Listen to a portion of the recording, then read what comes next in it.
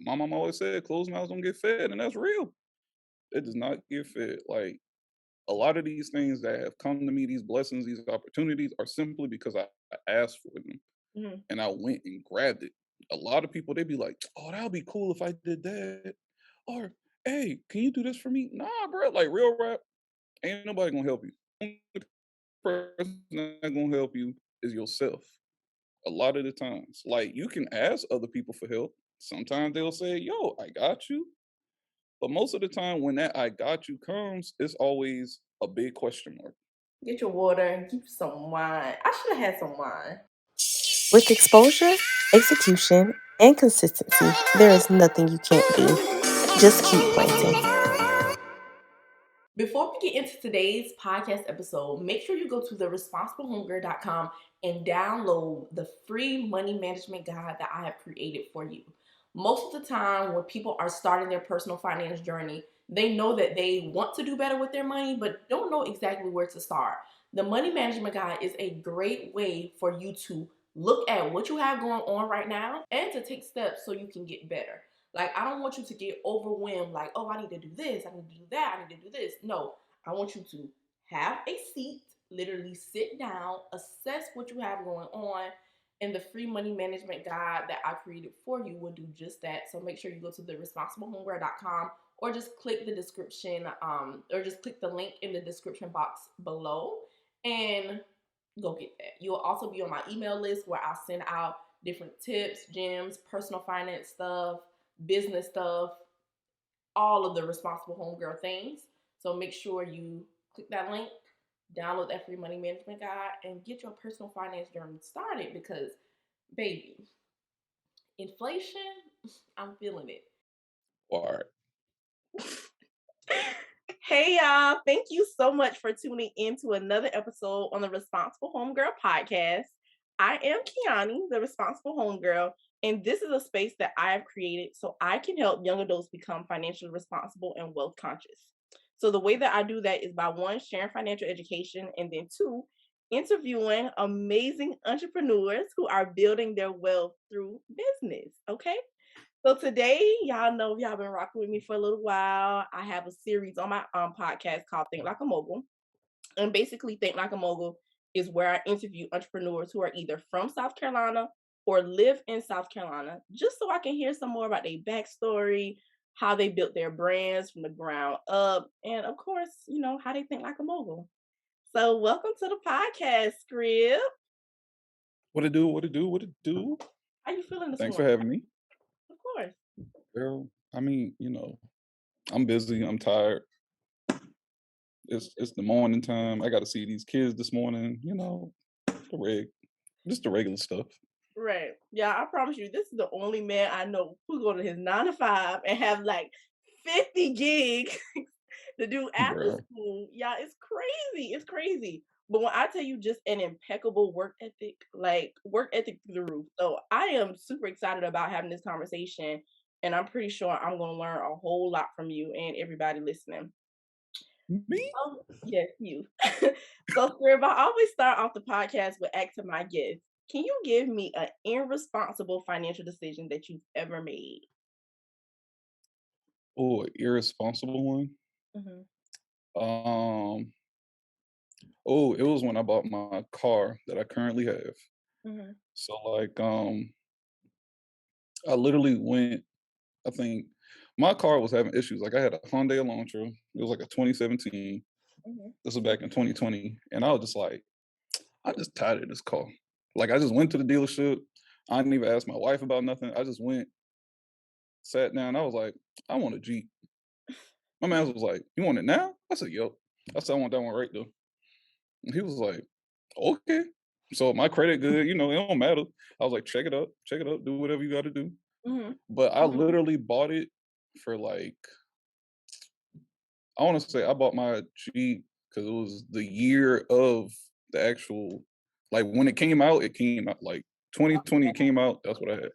So I bought it basically close to market price. You know what I'm saying? And I was just like, bro, you could have negotiated that down. Like, Yeah. why would you even do that? You already know, the value once you put yourself in the car and you drive off. It's already devalued. So it was just kind of like, man. So right now I'm trying to refinance it because Mhm, I'm just like, whatever. But yeah, that was very irresponsible. mhm. My wife was like, bro, you just bought a car today? And I was like, yeah, I was just tired of, the little baby. And she was like, I was just about to say, was you going through something? Do you feel like you ain't had enough space in your car for all your equipment, or you just woke up like, I need me a new car? bro, I lie to you not. I went because I just kept having like car trouble with mine. And I was just like, man, I'm tired of putting money into this car. So I was just like, let's go get a big booty. Cause I did need one. I was like, I need more space anyways. I can't do nothing in this one. So I was just like, let's go get this. Matter of fact, this is my second Jeep. Cause my first Jeep, I did have a Jeep, but that one was a smaller one. So I had a regular Cherokee first. That's right. Now I'm going back. So I had a regular Cherokee first, but it was giving me issues. And it didn't have enough space. Like I always had to like take journey seat out all the time and stuff like that. So I was just like, let me get a bigger one. So I did get a bigger one. I got a Grand Cherokee.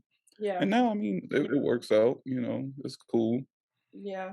Mira So doesn't, she still don't like the Jeep, but it's what, something key that you said that stuck out to me though, you was like you didn't negotiate no nothing. And I feel like as women, sometimes we will go to a car dealership and not know nothing about negotiating. Maybe even some men if y'all ain't been taught. But I do yeah. feel like people need to understand like you can actually negotiate with these people about your car price. Oh, It's yeah. not just like the price is set in stone. Oh, and the thing is, them boys will flam you too because, like, because I was like negotiating, but I didn't truly care. Like, it was just kind of like, all right, y'all boys said that's enough, that's enough. But when I got my second car, bro, I was there from that morning till that night because I was like, no, we gonna have this price here. I Hmm. was like, I'm not paying over $300. They was like, oh, let me check with the manager because they gonna do that. You know what I'm saying? They But love to say that. Let me go check with right, the manager. you go check. Like, bro, all y'all doing back there is literally just hee hee ha ha, Right. waiting a little bit because they always close the door now. You ever notice that? They always close the door. After that, they come out. Well, look, we could do this right here. We could do this. Mind you, they not putting into perspective of like that gap insurance and all of that type of stuff.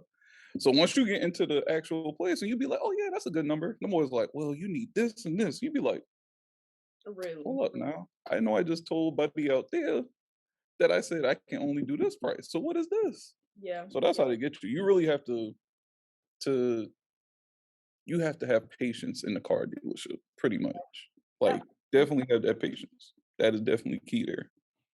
Thank you so much for sharing that. And I always ask my guests that because, of course, you know, my brand is the Responsible Homegirl, but I didn't just Of course. arrive here. Like, I made so many irresponsible financial decisions. So I want everybody listening to know, like, we all make these decisions. But the Oh thing my is, God. Yeah.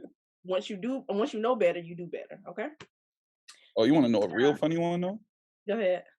I got a real funny one. So when I started DJing, I had no equipment. Like I just had, I think a laptop, and then my homeboy Weldon was on gospel choir at College of Charleston, and he gave me his amplifier to like use for like little house parties or whatever. Hmm. So I took the time out because I was DJing with my homeboy Tyler. So me and Tyler put in like $500 Hmm. for like this old equipment from like this Alpha from back in the day. He was like, I don't use this equipment anymore. So I'm like, bet I'm about to Right. go up, bruh. So I got like two old behind speakers, a mixer, and like these old turntables, bruh. The first time I used them, I'm DJing, going ham, da da da da. Bruh, next thing you know, all you hear was everybody said, what happened? Kill the DJ. Bruh, speakers blown, like instantly, like done. Wow. So yeah, that was $500 blown, especially as a college student, you ain't got it like that. So it Exactly. was, I was like, when I say pissed off, Hmm. it, So was the because I equipment was just like, what am I that doing old? now? Yeah, pretty much. Like it just sat for a long time. Mhm. Like the speakers definitely were in the MPAC house. high key, I still think the speakers are in the MPAC house to this day. Or anybody from CFC, if you Greek, go clean that MPAC house up. Listen, I swear, some stuff in there, I'd be like, why is it still here? Why is this still here? Okay, SCrib. For my people who are listening to this episode who do not know who you are, can you tell them, for one, who are you? How did you grow up? And what kind of shaped you into this entrepreneur that you are today? Budgeting is not about restricting yourself. Budgeting is about planning. The reason why you haven't been sticking to your budget is because you are putting these hardcore constraints on you and it's just not working. Do not make budgeting something that you regret, something that's going to be your prison. No, budgeting is all about planning, and this is exactly what I talk about in my lifestyle budgeting ebook. I am so passionate about teaching people how to budget because it is literally the foundation of financial freedom.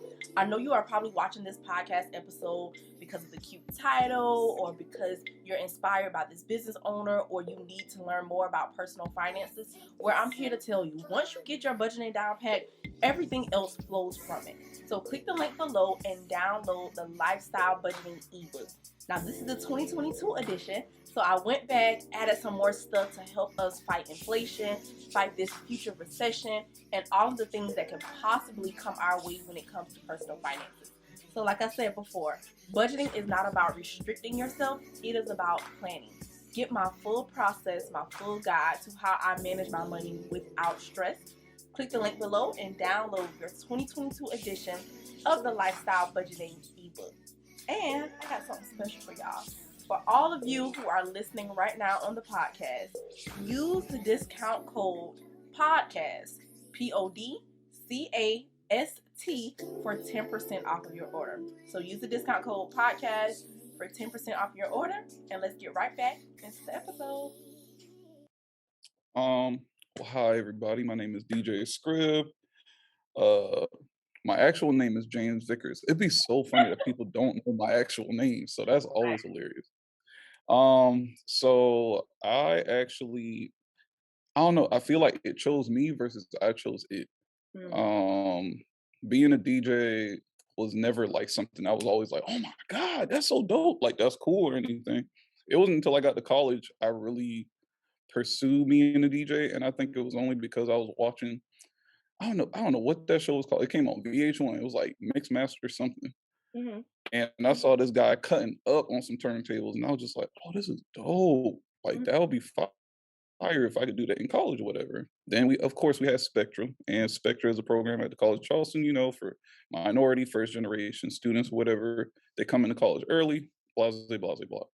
So we would have a party on the 4th floor of McConnell every Friday. And the thing was, we would just bring a big speaker, and somebody would have the iPod. Yes, I'm that old. Somebody would have an iPod. The Nano?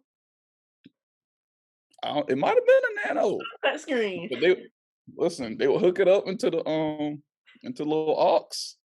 And like one night, it was just like, man, this junk ain't moving nobody. So I was picking all the songs. I was just like, let me go here, let me go here. The boy said, oh, this man hard. After that, I got a laptop. I downloaded some DJ program, virtual DJ, started playing with it. I used to go to all my homeboys, homegirls, like crib and be like, hey, check out this mix. Mind you, it was a trash mix. I don't even know why. Like I thought it was fine, but hey, you gotta grow. Right. So that was the whole DJing, because I went to college for middle grades education, with a concentration in English and social studies. So I am currently a teacher as well. Right. I'm teaching in elementary school. Not even, what I went to school for is totally different. I teach science and social studies, but I'm still in education. I've been in education now. This is my 5th year at my current school, but I've been teaching 6 years. So yeah, that is me.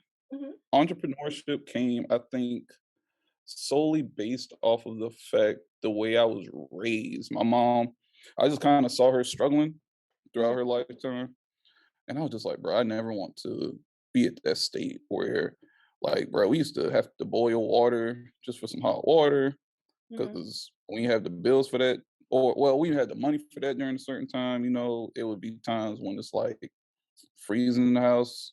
We got no heat, Wow. type stuff like that. I would see foreclosure signs outside or people just coming by the house type stuff. So it was just kind of like, man, we struggled. But one thing my mom always did, she made sure like I knew exactly how to navigate somewhat or just pull around or ask people questions and things like that to get wherever we needed. So we would struggle for a while, but somehow, some way, shape, or form, we pulled through. We still had our house. I still had a roof on top of my head. I still had clothes on my back, everything like that. And I mean, my mom was a single parent, so Yeah. she was always the person pulling me through. And I always told myself, like, especially when my career started going up, it was just kind of like I would always provide for my mom. Like it doesn't matter what she needed. Whenever she called me, I'll be like, all right, I got it, Yeah. or whatever. And to this day, she don't even care about none of that because she has such a huge heart. She'd be like, man, give that to Journey. I'm like, I'm not worried about none of that. So I think that's like the biggest turn of like just kind of going into entrepreneurship because at the same time I saw her, she was a teacher as well, and I saw her struggle like that, and I was like, bro, I'm gonna be a teacher too, so am I gonna be like this? You know what I'm saying? So it was just kind of like, all right, let me adjust some things. Let me see how we can make some things shake, and this is where I am now, Yeah. just out here grinding. So, SCrib, right now you live in Charleston, DJ in Charleston. You know the hype is real in Charleston. Are you from the Charleston area? I am. I'm from West Ashley, West Cash, big gang. But no, yeah, I'm from West Ashley. I'm right from here. Lived here all my life, but I do travel. I travel a lot. So like a lot of events, even though I'm in Charleston a lot, most of the time I'm somewhere else. Like you'll see me post stuff, and Yeah. you're like, oh, he over here now. Yeah, it's just it's fun stuff. So, Scrub, you talk to me about like the beginning stages of DJing, like on the iPod, just picking songs, and then of Mhm. course it had to been like a transition happen, like when you like, okay, I'm gonna take this serious for real. Can you talk to me about the beginning stages, like when you actually started investing in yourself? Like, when did you feel like, oh, I can be a good DJ? Uh, I think it was when the College of Charleston started taking me serious. Tell me about Literally, so okay, so the first time was I was doing Greek shows. that. Mhm. So I would come out there and I still didn't have no actual equipment. So, back in the day I was doing stuff for free. Like I was just trying to get people to see me or whatever. Wow. Um and then I think I wanna say I wanna say the Delta's probate was the first time I got paid for something. Yeah. I ain't gonna So lie, like shout out to the Reds. I feel I feel like that was the first time I actually got paid for something at College of Charleston, and they did it. I think it was like $100. I mean, And better than zero. hey, you're right. I was just like, all right, cool. So they paid me for that, and I started seeing like who were the people behind the events because I didn't know who to truly talk to because I would be like, hey, let me do that, and they'd be like, well, we don't actually pick the person to do it. So I Right. was like, man, how does this work? Like how do I get my hands in stuff? So what I used to do is I would actually scout the DJs who were there. So Mm. like I know one of my mentors, like Tantrum, he would always do stuff at College Charleston, Natty Heavy, R Dot, those type of people.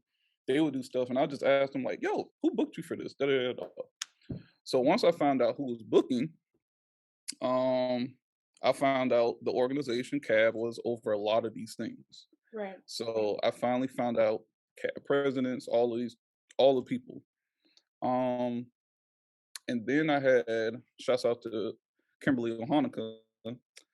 She literally was the person that was on cab during the time, and she gave me one of my biggest events, which was the big crit concert that we had at College Charleston. Mm. And Now, you was from that concert, huh? and you were a student at the time. Yeah, I was a student. I was sophomore year. Yeah, my sophomore year. Okay. Yeah, so Kimberly gave me my first like big event, and that's when like I was like, bro, I can't do a concert with Crit without actual, legit equipment. So I mean, I invested like I saved up, got my refund check. I was like, hey, I gotta get turntable. I gotta get all of this stuff, be ready to go. And my mama was like, you sure about this? This what you want to do? This why you going to college? You gonna waste that degree you got going? I was like, Mama, I ain't wasting no degree. It's just networking. I Right. was like, I could probably get more from this than what I'm gonna get for teaching. She was like, all right. I mean, hey, my the thing about my mom, she'll give you that like devil's advocate, like, if you do this now, just notice it might not be the route, but I support you. So that's always been a thing. She's always been supportive of that. Um, but yeah, so like investing definitely was piece by piece. So like I think I started with like one turntable.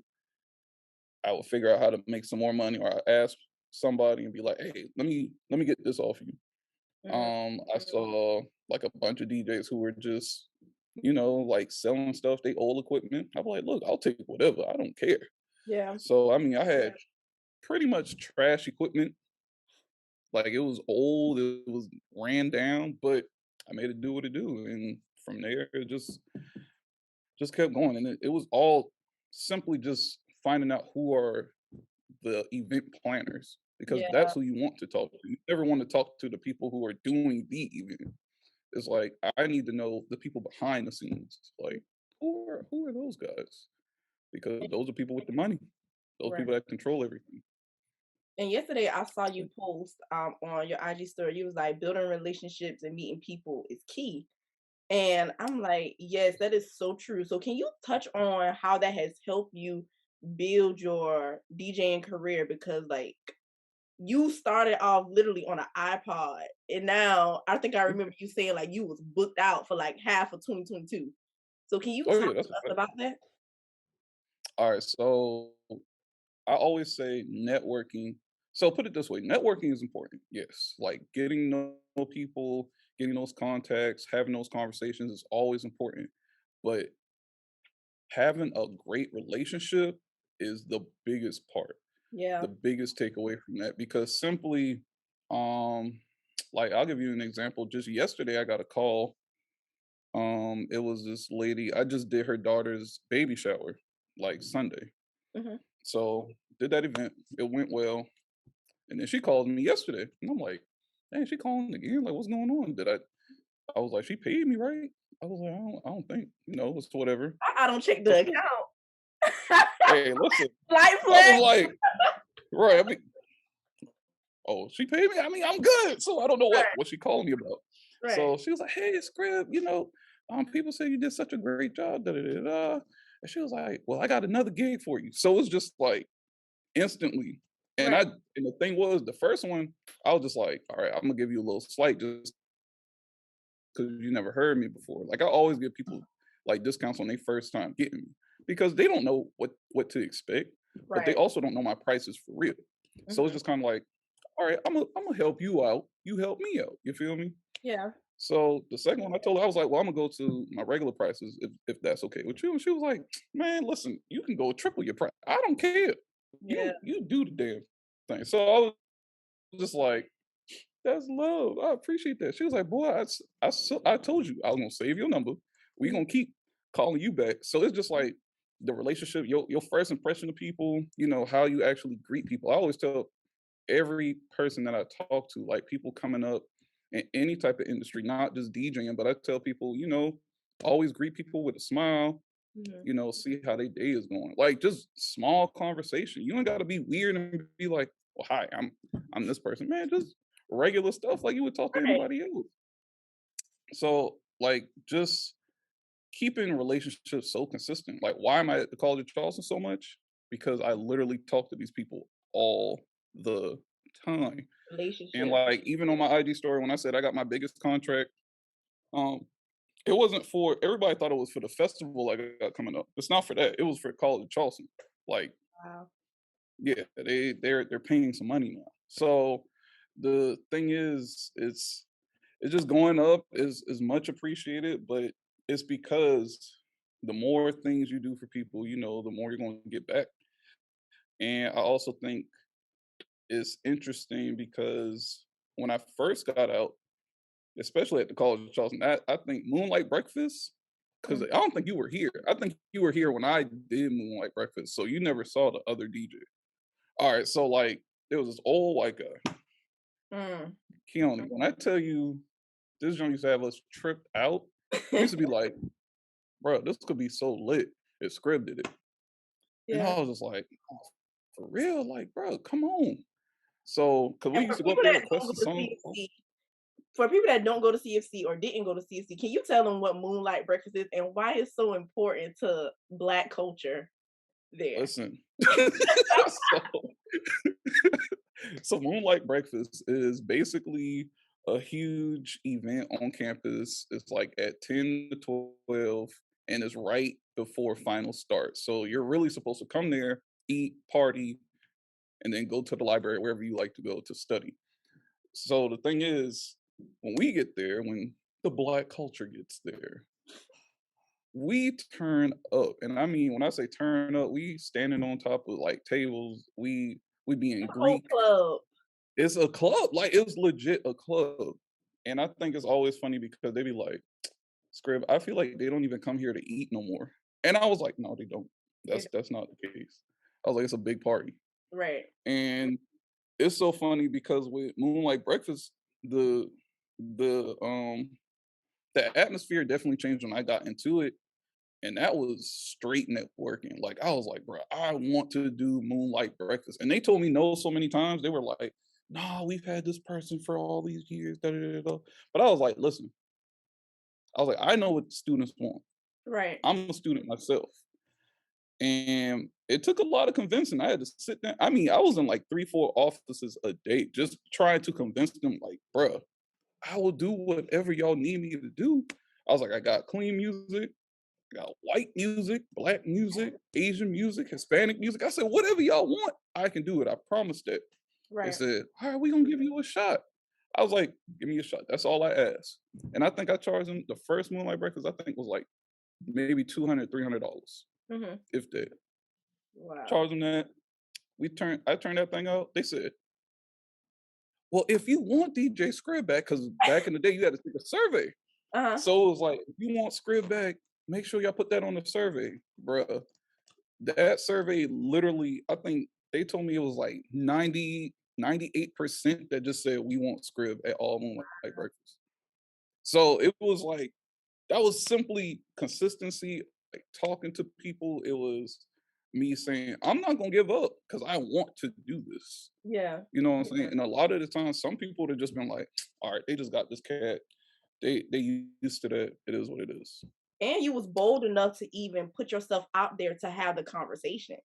And I want everybody Oh, listening right now, like it don't even necessarily have to be DJing, whatever it is that you're doing, are you bold enough to step?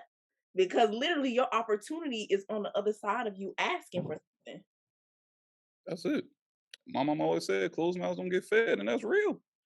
It does not get fed. Like a lot of these things that have come to me, these blessings, these opportunities, are simply because I asked for them Mm-hmm. and I went and grabbed it.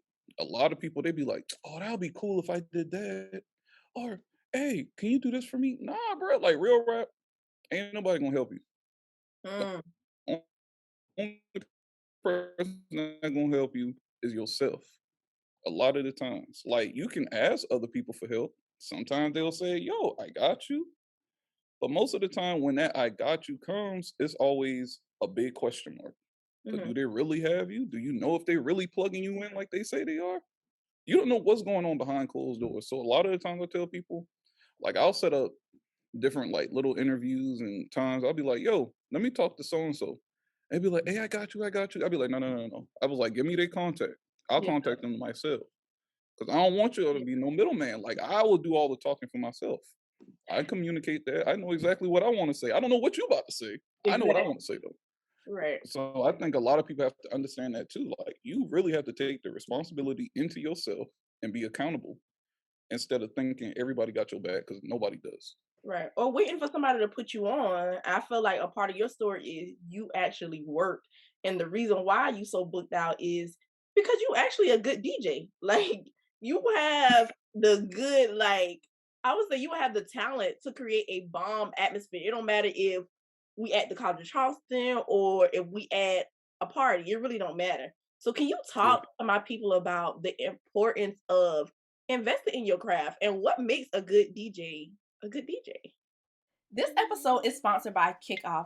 Kikoff is one of my favorite credit building apps because they don't have any interest. They do not check your credit score to approve you, and there are so many benefits that you get, and they report all of this stuff to two of the major credit bureaus, TransUnion and Experian. So if you know that you are looking to increase your credit score and need a little boost, you need a little help, download the Kikoff app and create your account today. Another thing that I really love about this app is they have something called a credit building loan. So you pay $10 a month into this loan, and at the end of the year, you get your full 120 back. Y'all, that is literally unheard of in the credit building space. So take that into account, and if you are looking to increase your credit score, make sure you go download Kikoff. No interest, no fees, no none of that. $5 a month to build up your credit score. Click the link below and create your account today. Now let's get right back into the episode. All right, so investments. I always say invest, invest, invest, invest. You will literally see me. Oh my God, my wife hates it. She be like, "You need to stop showing people that you be behind all this stuff." I be like, "Bro, it's okay. It's not really." She thinks I'm like this person that is just showing people like, "Oh, I'm flexing on y'all boys." But I said, it's not a flex. It's really not a flex. It's just saying, hey, I've been capable, or God blessed me to do this, and this is what I have now, or I've upgraded to this. And I said, sometimes I'm helping somebody else out just to be like, dang, SCrib got that now? Man, let me see that. Like, bro, my other homeboy, he called me he said, you the richest DJ I know, because I'm always buying something. And I'm like, but literally, I said, yo, I'm not buying this cashing out all the time. I was like, there are credit cards, Yeah. there's programs set up. I was like, I keep up with my credit more than anything. I'm trying to get that 800. You know what I'm saying? So it's like a lot of the time I'm like, yeah, I make these investments, but these investments also create different levels of finances for me as well. Exactly. So a lot of the time, like you'll see my equipment out. Like I was at EXO, which is a club here in Charleston. And it was so funny. I just pulled out some stands, and they're called hydraulic stands. So basically, you put them out, you put the speaker on top, and then you get a clamp, and it literally lifts itself. So I ain't even got to just put it all the way at the top. I'm not hurting my back or anymore. And it was like, this man always got like some crazy technology, but it's just like I'm doing this for myself because I'm getting old, bro. My back be hurting putting them doggone speakers all the And way up that's there. less manual labor. You gotta work smarter. Okay. Exactly. So I was like, bro, I ain't doing that no more. Like, them don't go up there. I'm good. I'm hands free now. So I think a lot of people have to just make small investments. Don't think, hey, I need the best stuff right when you start, because guess what? You don't even know how to use that the way it's supposed to be used. Like, I'm telling you, I worked with an iPad, an iPod, work with an iPod, Yeah. to a laptop, to now inserting that laptop into turntables, from turntables to controllers. It's just like It's now level. it's just levels to everything. That's it. So off of that, going to being a good DJ. So there are a number of different DJs. Me, I am a crowd pleaser. So like Okay. when I'm looking into the crowd, I'm paying attention to who moving, who's shaking, what they doing. If y'all giving me energy, I'm gonna give y'all energy back. Do I like requests? Not too much. I like to do my own thing. You know what I'm saying? Most of the time when people come up with requests, it's usually something I'm already going to play. So it's always like, leave me alone. bro, like y'all already know what's up. Like, But come I'm on, the person that'll make the request. I'll be like, can you play? right? Always. And Always. it's fine. Like, I don't be trash, but it's those requests that literally make absolutely no sense. Like, you see everybody's up here, and them boys want the slowest song, and you like, does that even work in your head right And now? it's not just about you. Goodbye. Right. It's like, dang. But I think most DJs, like, to be a great DJ, you gotta listen to music every single day. You have to you have to know your songs as well. I know a lot of people, they just download songs all day long, but they don't know them. Like everybody always says I have really good transitions. Yeah, you do. So like with my transitions, the thing is I know every single spot when I want to transition over. Like I know when it's going to say something, a type of way. I know what beat I want to put over at acapella. That's why, like, when I do them crazy things at College of Charleston, like playing that "Act Like You Know" from Yeah, TikTok and put that on, like, I don't know, like "Act Up" beat, yeah. stuff like that, and people be like, "Oh, it's not crazy to me. It's just crazy to y'all because y'all never heard it in that way." You know what I'm saying? But it's just all knowing exactly how things flow, how things are calibrated, how you want people to react. I already see that ahead of time. Hmm. Like a lot of people, they have different songs that they know are going to work. Yeah. And that's for all DJs. Like we know the songs that are definitely going to work if you're a great DJ. You Hmm. also know there are moments where you want to have some wordplay, which just means like there's going to be a song that says exactly what the other song says, and you blend them together so it sounds like one huge song.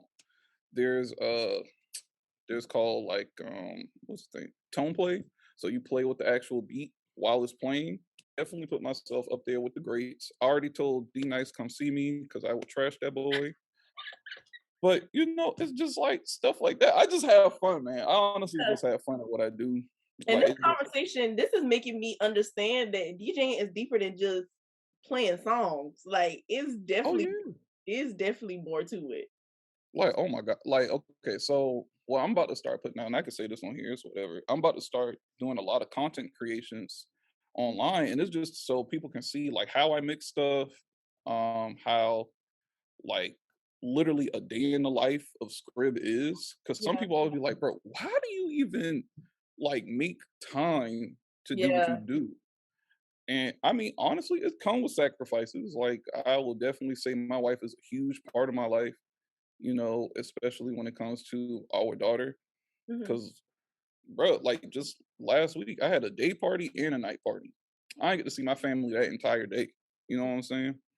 And that's a huge sacrifice to me specifically because it's just like I haven't spent any time with my daughter, and as a parent, it's like, bro, I want to see her grow because I don't know what something magnificent might happen.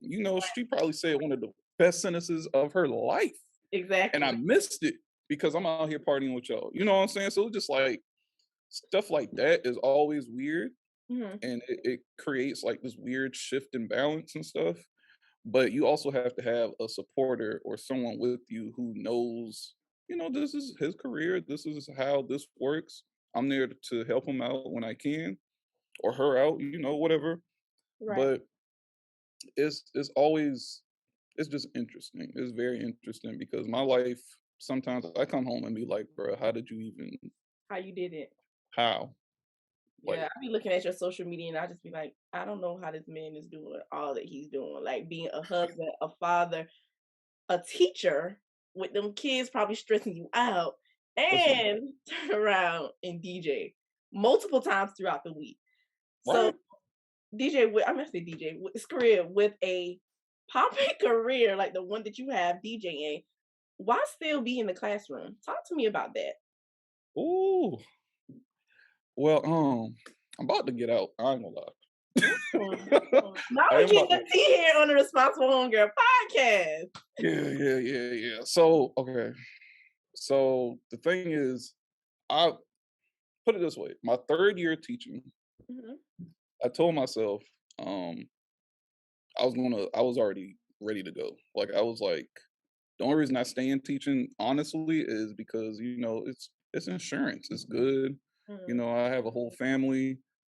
The money is fine, but that money is like basically play money for me.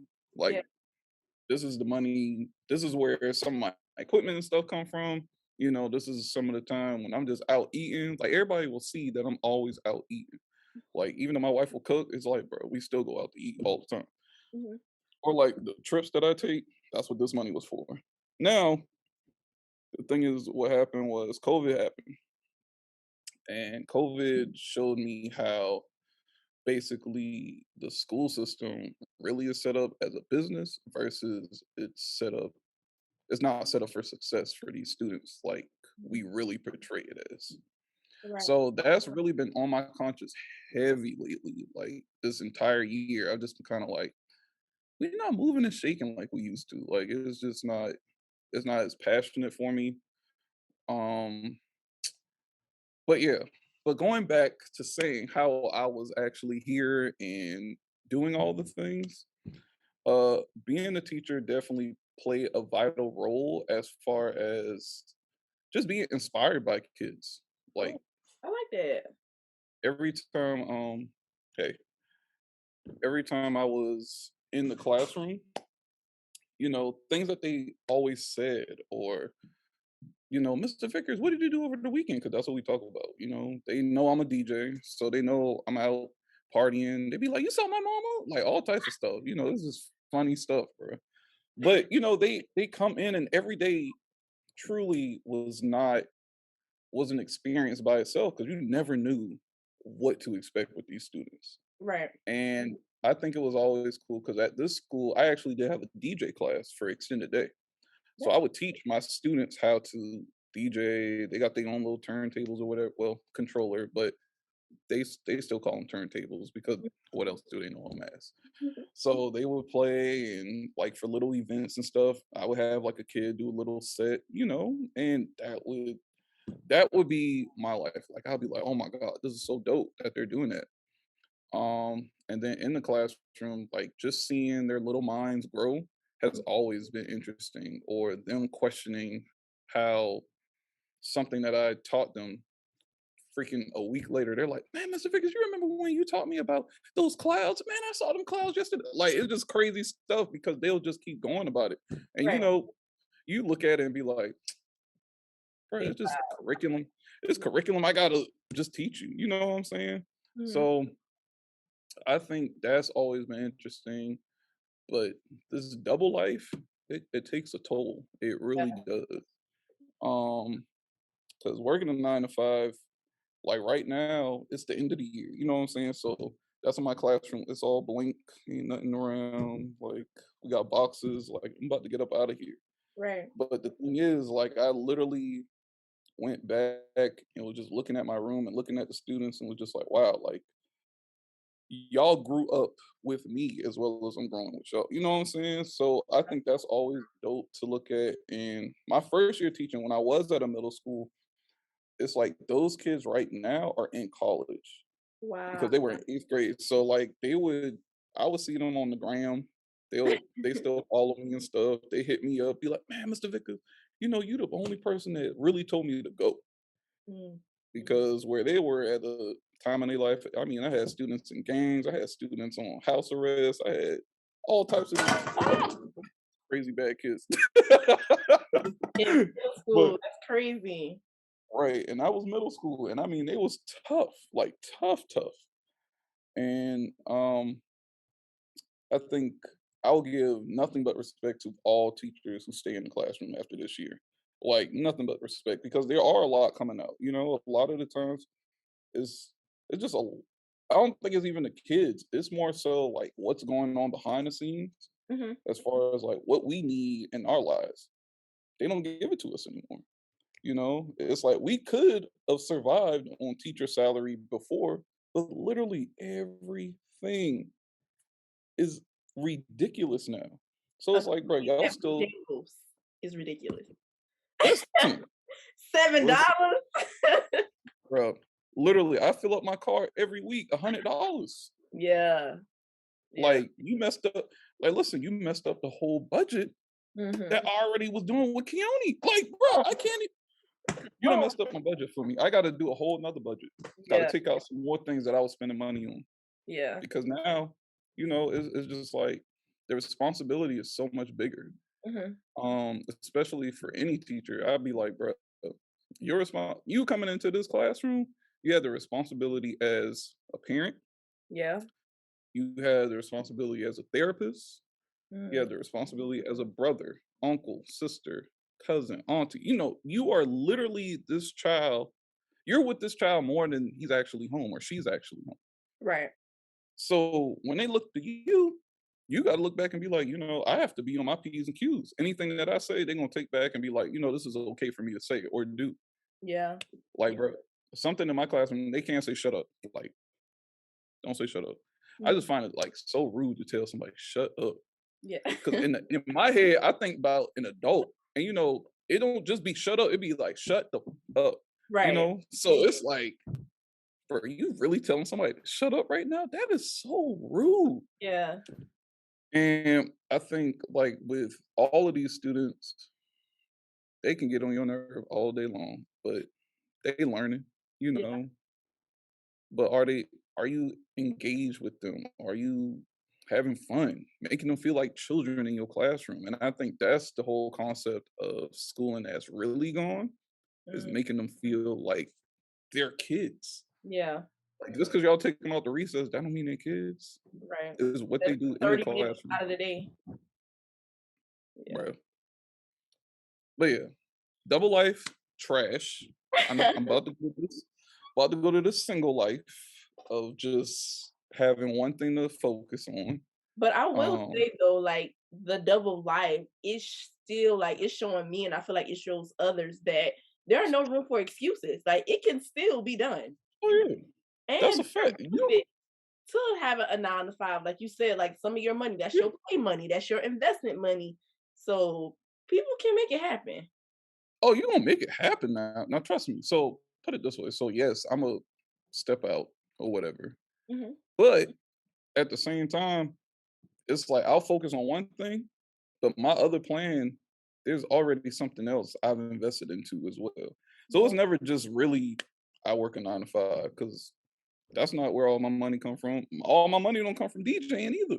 Hmm. Like it's different entities of stuff that I do because I graphic design as well. It's just all types of things that I Right. do versus just being solely in one career or one purpose. Because I tell everybody, I was like, you can't find your purpose until literally you go to that place and your eyes your eyes just burst out of your head and you just be filled with excitement. Every day I go to DJ, I'm like, let's get it. Yeah. It's ready to go. It's go time. Mhm. Or like I'm working on like a different project on my iPad. I'm excited about it because I want to know how people feel about it. Right. When I used to do it was always cool. I used to do like TikToks for my kids when it was COVID. Hmm. And my kids loved it, like truly enjoyed it. But I loved the excitement that they had. And that's what kept me going. You know what I'm saying? So I think whatever anybody does or any passion that you have to truly find joy into that because that's also messing with your mental. You know what I'm saying? If you mentally cannot be there, get out. And the money Get will out. never be enough. The money will Oh, bro, never be enough. Yeah. you can't I, chase money. You yeah. can't chase money. I agree 100%. Cause, bro, the thing is, guess what? I always put people in this perspective. Hmm. Once you actually say you have succeeded, which is you find financial stability and wealth, what happens? Mm. People are literally about to come to you and ask you, "Hey, bro, can I get this? Can I get that?" Da, da, da, da. The more money that you have, the more people you have to actually pay. You now have a whole person that take care of your account because you can't focus on it. You focusing on everything else that you're invested in. You got people you need to take care of because you've promised them this already. You Yeah. already said, "Hey, once I get here, bro, I got you with this, this, this, this." So it's like literally your life don't never get easy, Mhm. but you truly have to look at things and say, "Where is my happiness? Where is my mental?" Yeah. That's the only thing that's gonna bring you joy. Hmm. Ain't nobody else gonna do it. But when I tell you believe in your damn self, believe in yourself. Yeah. Because at the end of the day, that's all you got. Right. That is all you have, and that's all you can believe in. I say I put everything in the God. Every time I wake up, shoot, even little Journey will be like, "Thank God." I'd be like, "Yup, thank God." I love that. Yes, Journey. You better praise God. So hey, you got to praise God all the time, because I mean, hey, every day is not promised. You know what I'm saying? Every day is not promised. You don't know when you're gonna go. So you just have to truly live every day like it's your last and enjoy. Right. Because, bro, that money at the end of the day, you gonna die, and that money's still gonna be here. Hmm. You Yeah. know, I mean, I get, like J. Cole said, I'm not gonna diss nobody out here chasing their dream, they hopes and dreams, but don't be chasing that money. Hmm. Because a lot of the time, that's not even what you want. It's a Right. beautiful thing. Yeah. It's a beautiful thing to have something that you enjoy, and it's your craft. Hmm. The fact that it brings wealth or it brings financial, stability, that's the blessing. It's Yeah. like, hey, I'm getting paid for something I love to do anyways. Hmm. So you And don't even look at it as a job. right. And not only that, like you just said, most of the time you don't even want the money. It's the stuff on the other side of the money that we want. We want to Yeah, be go wherever we want to go, eat wherever we want to eat, shop, take trips, do this for our family, give back. Like it's the other stuff on the other side of the money. It's not really the money. right. It's never the money, bro. I feel like everybody and their mama, all they want to do is literally take trips, be with their family, and be able to rest. Yeah. That's it. Hmm. That's literally it. You want to see the rest of the world, how everything else going. Hmm. You want to be capable of providing anything and everything that your family want. I'm a huge family person, so any and everything that I do is always for family, regardless. As well as like when you're really out here, you grinding, bro. The last thing you want to sleep. Hmm. Rest is so important. So, ooh, Rest is so important. talk to me, please. But Scrib, this podcast episode was really good. Before we end, let's get into our soulful section. So I just want you to answer it. The first thing that comes to the top of your mind. Y'all, the Patreon is on and popping. Check out this clip from last week, Tuesday Night Link Up, where we discuss our book club, brand building, personal finances, and all of the things. I promise you, if you are looking for a like-minded community of women who are working towards financial freedom and seriously in their execution bag, the Patreon is the place to be. So check out this clip, and then we're going to get right back into the podcast episode. But like I have not gotten a lot of sales. Right. Now like giving crickets. No sales. So I'm just like, oh my goodness, like what am I doing wrong? When you think about a mission, I want you to think about why your brand exists. Mhm. So an example of a mission is the Responsible Homegirl helps young women become financially responsible and wealth conscious. So basically, your mission is I help X by doing Y. Why am I selling this stuff? Why am I even in business in the first place? Really got to be deeper than the money to keep you going. The whole first year, the Responsible Homegirl, I made no money and I was still creating content. So those of you listening, y'all know I'm from Kingstree, South Carolina, the country. I love soul food. So Scrib, the first question is, what is your favorite soul food dish? Ooh, I gotta have my red rice. Red. Oh, you Gotta have so red Charleston. rice. And Bro, somebody from because here I gonna be make the like, best red girl. rice ever. I Okay, make the best red red rice. rice, I'm with it. I'm with hands it. down. So next question. I feel like right now we live in a time, a very microwavable age. People want stuff real quick, real fast. Can you tell me about a time in your life where something had to slow cook in the crock pot? So much slow cook. Jesus. Mm. Man, that's a hard one. Really?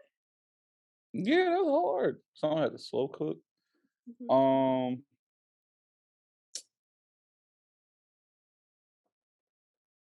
man, get back. Get Okay. back at that one. I Let's gotta think. go.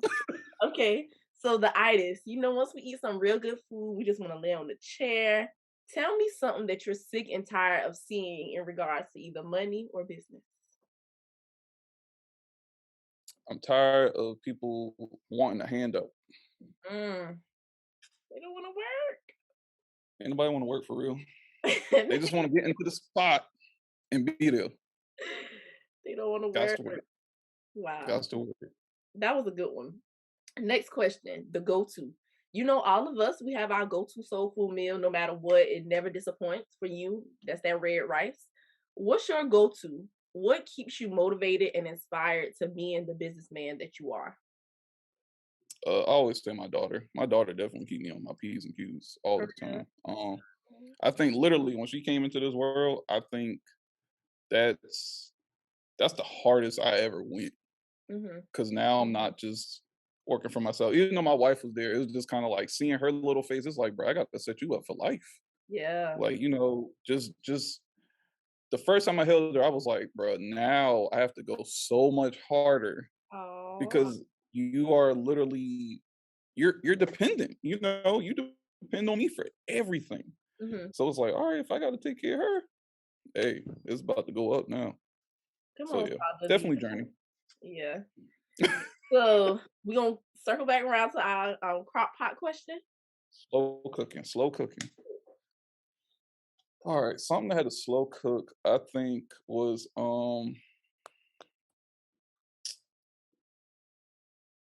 oh, this is really really vulnerable, but the trust of my wife while I'm out. Mm. That was something I truly had to build. Yeah. Um, because I mean, yeah, I'm out here all the time. Temptation is the devil.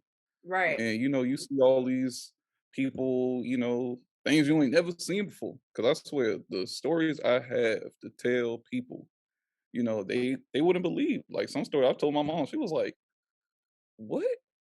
Mm. But yeah, just being in this entertainment world, being married, that's always been a slower process because it is you live in two different worlds. You live two different lives.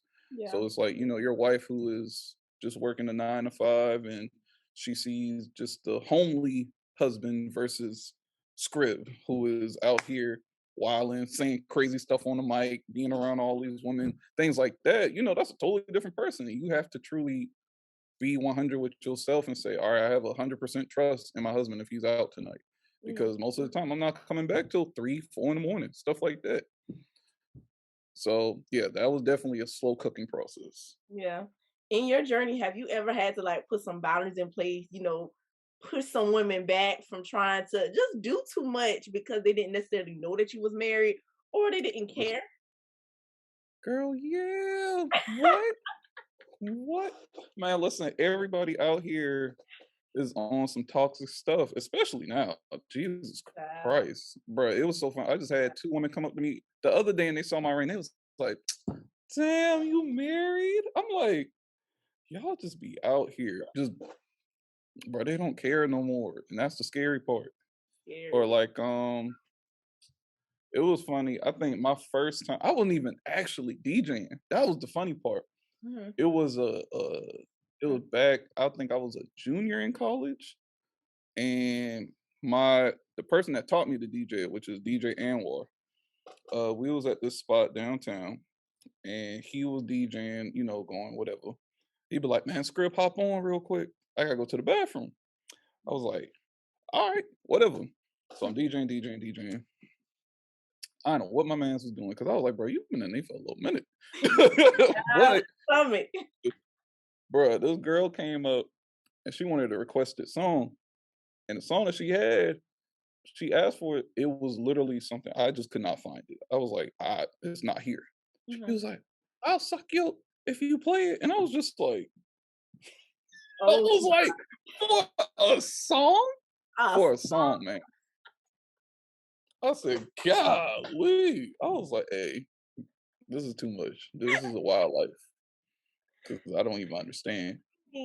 Not for a song. Man, listen, when I tell you I got stories, stories. Jesus. Well, thank you for being so, open, honest, and Of transparent. course. So our Always, last always. question is, that's good. So once you take that bite into some good soul food, if it's good, you're probably gonna say, that's good.